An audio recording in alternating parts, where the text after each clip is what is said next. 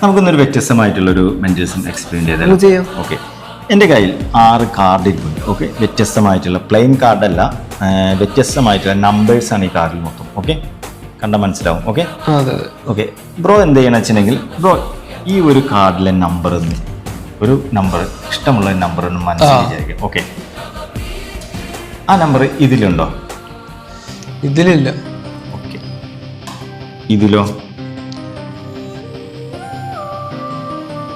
ഇതിലുമില്ല. ഇതിലോ?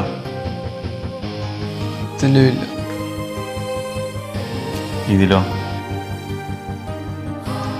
ഇതിലുമില്ല. ഇതിലോ? ഉണ്ട്. ഓക്കെ, ഞാൻ ഇനി ആ നമ്പർ ഒന്ന് ബ്രോന്റെ മനസ്സൊന്ന് വായിക്കാൻ പോവാണ്. ഓക്കെ, മൈൻഡ് റീഡ് ചെയ്ത് ആ നമ്പർ എടുക്കാൻ പോവാണ്. ഓക്കെ, ബ്രോ കയ്യിൽ നിന്ന്.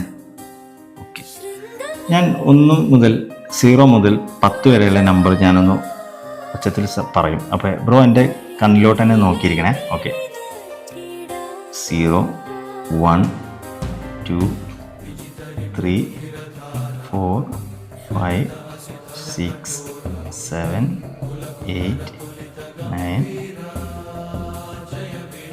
10. 12 ആണോ ബ്രോ വിചാരിച്ച്? അതെ. ഏ ആ, ഓക്കെ ഓക്കെ. ഇതെങ്ങനെ മനസ്സിലായി?